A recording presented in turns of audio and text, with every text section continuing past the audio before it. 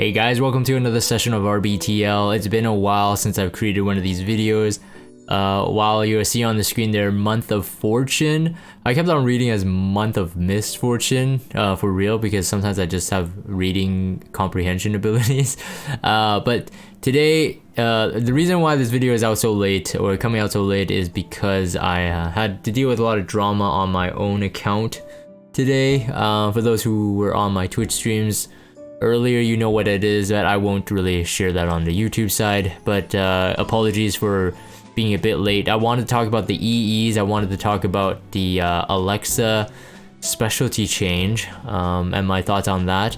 And seriously, if you were just watching for my opinions and just my thought process, then of course, hopefully you enjoy this. So first things first, we have this in the Month of Fortune. It's probably a Korean thing, I'm assuming, but usually you guys will, you know, tell me certain cultural things that I may not know about, but it seems to be the case, I'm assuming. We have a crafting event, so it's been a while. I think it's been like at least 3 months since our last one. I do this every single time just because maybe there's a new player watching, and you know, I've seen players craft helmets, craft a lot of stuff, and honestly, some people would say, well, it's whatever you need. But if you're talking about the end game, you're talking about the best investments, I definitely suggest crafting the accessories. The accessories are just more expensive to craft in general. They take more crafting materials, so the likelihood of you spamming and getting the one you want is not as likely. Now, some may arguably say that, well, you're gonna use all your conversion gems on it, but I just say that do this anyway. You want your perfect substats to be in your accessories. Accessories are some of the most hard to roll stuff, just because again, the acquisition of them is very rare. Getting the substats and the main stats combined from drops from crafting normally is just very hard to get the perfect one. So don't use it on a boot, in my opinion. Speed boots, my experience is that if the accessories have high gear score, or if you roll high on them, they carry the entire build. Most people are lacking high gear score accessories, and that is really the prize. So I just suggest that. And in terms of sets, it is honestly whatever you need, but I would suggest speed set right now, because speed set still seems to be the most prominent in terms of, like, if you roll high stats on it, it could be used on almost anyone, you know, depending on your main stat of course. But counter set is also pretty good. You know, whatever you need to fill the gaps, maybe pen set, lifesteal, all good. But if you have no idea, I would go with the neutral set, and speed set right now is still, I believe, the strongest neutral set in the game. So I would probably go for that, and make sure you have a speed substat while you're crafting. And those are my tips for that, just in case you're new. Hoochie shop, the Month of Misfortune. This is actually pretty good. So usually I'm just like, oh, everybody calls this like scam shop, Hoochie shop, and at the full price, or even at the normal discounted prices, most people have like their own preferences on what to get. Like, they don't get everything out of it. These discounted prices are pretty low. I will say that this is pretty incentivizing. I would probably pick up the Mola myself this time. I'm not quite sure though. It just depends. The Mystic Metals seems pretty good. I definitely say that's a really good deal. I think we have it as cheap as 200 Skystone before, so 177 is pretty good. That's you're saying like there's 33 extra rolls into Secret Shop for you to potentially get a Mystic Metal. In my opinion, that's a pretty good deal there. 177. Galaxy Bookmark is like almost half off, but it's not really half off. So in my opinion, like the Mystic Metals are like the best value, because if you're just doing about the half off thing, that usually Hoochie Shop sometimes gets half off, like 50% off. I would aim for like something that's under 50%. Galaxy Bookmarks, to me, not exactly there yet. I don't know if I want to spend 700 Skystone for that. I would rather roll 700 Skystone to get Covenant Bookmarks, and then 20 Covenant Bookmark summons to get a Gold Transmit Stone, and you know the deal. You do need quite a bit of summons though to get 5 Galaxy Bookmarks, so in terms of 777 Skystones to get the Galaxy Bookmark, it's probably still a steal. And then, you know, it just, again, it depends on your preference, but I'd say the Mystic Metals look pretty hot right now. I don't know about the 4 to 5 hero summon ticket. It could be salty, right? 700 Skystone for 4-star. I guess if you're lacking hero pool, maybe it's worth it. I think for myself, I'm gonna skip that one. Let's see here, anything else? Oh yeah, and then if you want to see the probabilities of the stuff, just, you know, go to stove and find it yourself and click on it. I'm not gonna go through that. So anyways, the patch update. So mainly, two big things would be the Alexa, what's it called? Disciple something Alexa. So I'm gonna yeah, so Summer's Disciple Alexa. So before, when we had the S3 animation, it was like previewed a couple months ago. We all got hyped, right? And I didn't want to believe it was a specialty change because I just think it, like, I mean, they explained it in her video that in the lore it made sense, right? Because it was that Summer that she, like, it's like she changed, you know what I mean? So like it kind of made sense. But for me, from a visual perspective, I'm just like, why would Alexa, who used to be in like iron armor, all of a sudden be like, okay, I'm gonna specially change into a hot babe in a swimsuit, right? So that part didn't make sense to me. So I had hopes that she was a 5-star, and then, you know, obviously the difficulty of like, oh, then is she gonna be a 5-star fed by a 3-star, which we haven't seen that yet in the game, in terms of imprints, and so there was a lot of questions. But yeah, alas, we have a revealed still hot babe, but 3-star, and I might not be using her. I know there are some people that are thinking of going back to a slow Wyvern team so that they can actually use Alexa, but let's just be real. At least I'm gonna be real. I don't know if I'm gonna be watching my Wyvern team enough to, you know, make this worth in terms of like gearing her.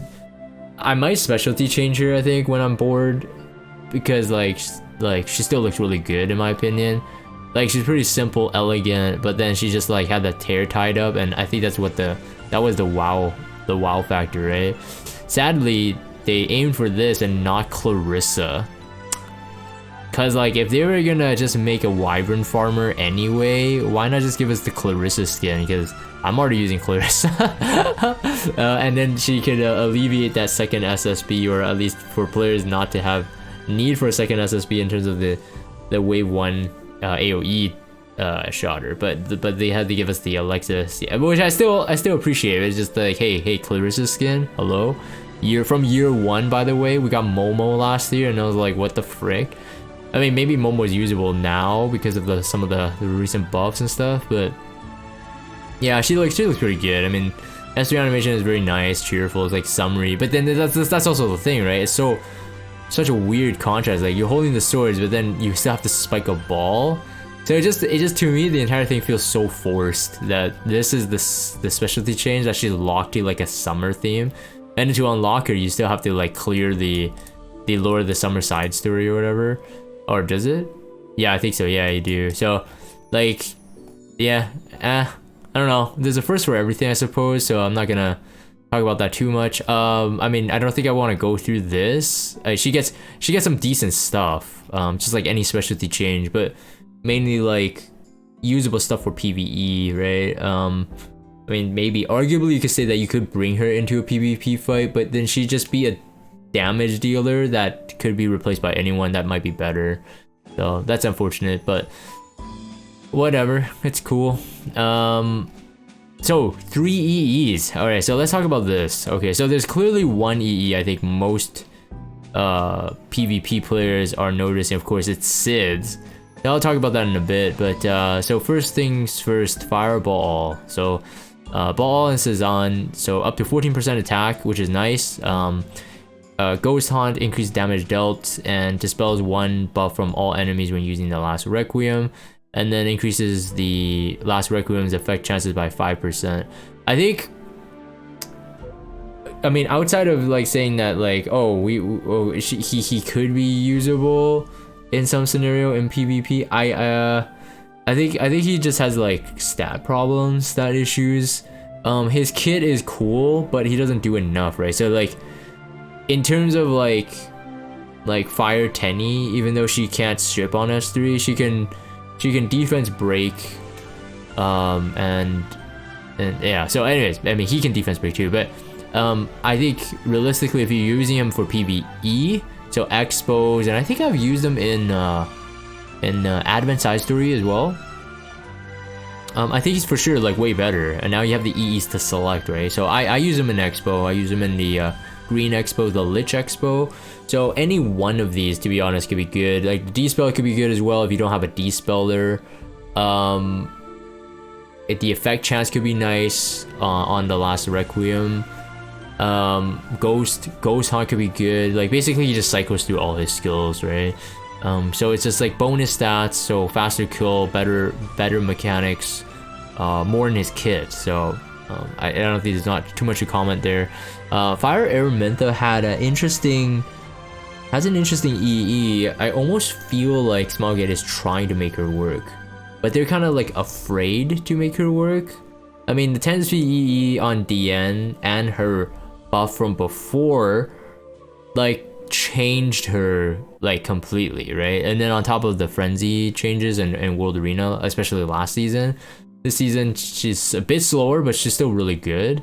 Like Fire Araminta having 10 speed EE, it would not make her as good as DN because she doesn't have the Soul Weaver buff in terms of like a World Arena scenario, but I mean, it's nothing to joke about. I mean, having the 10 speed EE, she's like literally one buff away from being like insane, right? She's kind of like Wanderer Silk. But she did get a buff, right? So that's the thing. So her buff previously, if I remember correctly, it felt like on paper it should work for PvP, right? It wasn't like a Fire Haste old buff where it had like, oh, if you attack green, then you have this kind of condition. So it didn't really feel like her buff was a PvE one. It looked like it was PvP, but I think I'm not quite sure. I don't think we're gonna see her too much still. Again, it's more of like, unless you only have her to do what she does in terms of like, you know, I don't know, burn, like a self-attack buff and stuff like that. Like unless she's like literally one of your only heroes or you really like her, I don't think she's gonna see too much play. But you know what, this kind of like criteria I'm setting, I guess it's not fair because I could say the same thing for Cidd, I suppose. Like some people just, you know, don't want to run Cidd. But in terms of, I think from the RTA meta standpoint, I don't think with her new EE she's gonna break a dent into the meta, so that means she's not gonna be played into the meta, even with just 10 speed. Ignite increases Ignite's burn chance by 10%. I don't remember the original. It was pretty high if I remember correctly, but it's not, I mean, it's like what? So it's gonna be like 60-70% now. Catalyst increases Catalyst combat readiness if, I think this is cut off. So I think originally it said that by additional 5, I believe. The combat readiness, it doesn't cut off though, but I think in their video they said it was like an additional 5 if I remember correctly. And then Fire Pillar increases Fire Pillar's chance to stun by 10%, which I think was at what, like 85 or 75% or something like that. So like all in all, it had it's helping her moving to the right direction. I think there needs to be, I don't know, something else. I mean, like Silverblade Araminta, the ML version, like seemingly on paper she should be like still pretty strong, right? But she's like she's not used a lot, right? So I don't know. I think that Fire Araminta is gonna see the same thing, but even worse because she's not elemental neutral. But the 10 speed EE, like, is there gonna be I don't think I can mold her though. Like no matter what, like even if she's usable for PvE, I just don't see it being so outstanding that I have to build her. Whereas Green Cidd, on the other hand, from a PvP perspective, in my opinion, Green Cidd is very strong, especially if you have the gear to make him very fast. He's very strong for cleavers, because 2-turn and he can soul burn, he does so much damage. He can go into Wind Rider, he can do all these kind of shenanigans. So this is gonna be an EE that everyone will want in terms of from a cleaver's perspective. You run him with an imprint and he serves as an imprint himself, and sometimes you can wreck Acids and even Rans to some degree. It depends on how good your Green Cidd gear is. I myself, I'm gonna be swapping him to a 299 speed damage dealer, because I still want to keep trying to cleave. So So I mean, talk about the main stat, right? So out of all the main stats, obviously this is the most useless. It's useful if you use them for PvE, which I did. I used Cidd for PvE in the past. But in my opinion, if they had given him anything else, it would just be too OP, right? So if he gets a crit rate one, which like, you know, heroes like Kayron got, who else got? A lot of people got crit. I think Green Celine got crit rate as well. So like crit, attack, speed, like obviously not speed. There's no way he could get speed. If he got 10 speed EE, man, he'd just be so strong. He's just brutally strong. Like stronger than Cidd, right? As an opener in a way. And it could be good because he serves as a speed imprint too. But yeah, effectiveness honestly is the only thing they could give him without feeling like they're forcing the nerf, you know what I mean? Because like if they give him HP like they give to Green Vivian or something, then you're just like, oh, obviously they're just avoiding it. But effectiveness, you could be like arguably, oh, okay, now he's gonna be like my Blue Expo defense breaker, which is what I ran Cidd in the past. Dust Devil defense break. Like the effectiveness would be really, really nice to give him a bit more stats. But it's not the case, right? We know that at least in my opinion, almost all of the skills here, well, maybe the Relentless Strike with the effectiveness pairs up. These two pair up to make this like a really good PvE hero, right? 35% chance to decrease the speed of the target for 2 turns when using Whirlwind. For most of the Cidd autoable content, so a la Expo, you can speed down, like he's not resistance to speed down. So like this feels like, okay, we got that kind of Cidd use. But then the other two, Hack 1 and Hack 2, definitely has that PvP vibe, right? So combat readiness pushback 30% when using Hack, very similar to Cidd then, but he doesn't have a silence, right? So he doesn't like fully disable like non-immunity heroes, but he does pushback, so potentially could grant a kill. But that does make it a weird thing, right? So it's like he'll be pushing back something tanky, but also doesn't have immunity, because if you kill, it doesn't push back anyway, unless maybe there's a play where you're pushing back like an Arbiter Vildred and you have a Politis on your team, so like he doesn't get the cut, you know what I mean? Because you push him back by 30% and then his CR boost is halved. I don't know, there's a situation where that could work, I suppose, but I definitely think that Hack number 2 is going to be the go-to, especially for people who care about PvP. So grants advantageous element effect to Hack, regardless whether or not the caster has granted increased speed. So as most people know, that Cidd, when he has speed buff, he's just ridiculous, right? Relentless Strike becomes insane because he get the defense break, and he gets the what do you call it? The stronger attack, right? But the Hack, usually you would want the speed buff, and then you would have advantageous element, elemental advantage. So having elemental advantage means that he has 15% crit rate, which means most opener Cidd, so like 300 speed Cidd, could run like 85 crit without worrying, because you're most likely gonna always S3 on Cidd no matter what. You're either burning down the target's HP, or you're one-shotting getting the double turn into Relentless Strike. So yeah, you get basically 15% crit free on Hack number 2, which realistically then makes this EE 15% crit, you know what I mean? But not on the S1. So that's very, very nice. In my opinion, it's very, very nice to have. And then you also get 10% more damage. Advantageous element gives you 10% more damage, 15% crit. So he can now crit fire. So that's very, very nice. And then he does extra damage to them. I just don't know how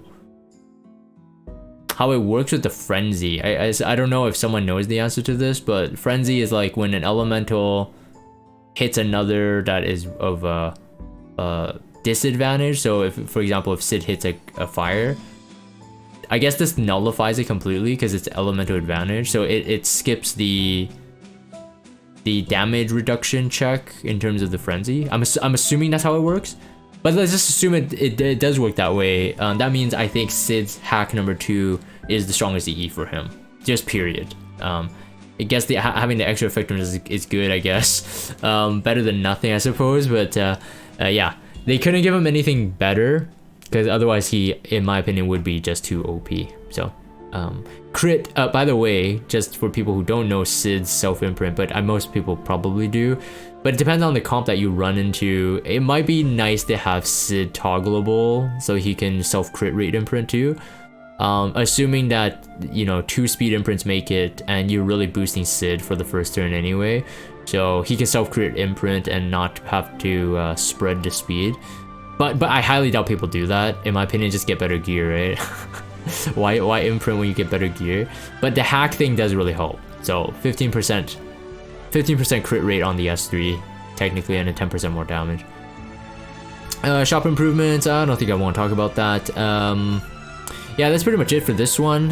Just my thoughts on the EE. I just wanted to put a video out. I will be making a Sylvan Sage Vivian video, as I usually do, for the initial thoughts. I know I missed Yoha, and it's been a while. It's just been really busy, but I think I will have time carved out for Sylvan Sage Vivian. So if you're in for that, definitely make sure you're subscribed to the channel, and hopefully you'll watch that video. But for this one, I'm just gonna end this for the video recording. If you guys have Discord, check out the Discord server. Follow me on Twitter, subscribe to YouTube if you haven't, and as always, thank you guys for watching, and I'll see you guys on the next RBTL.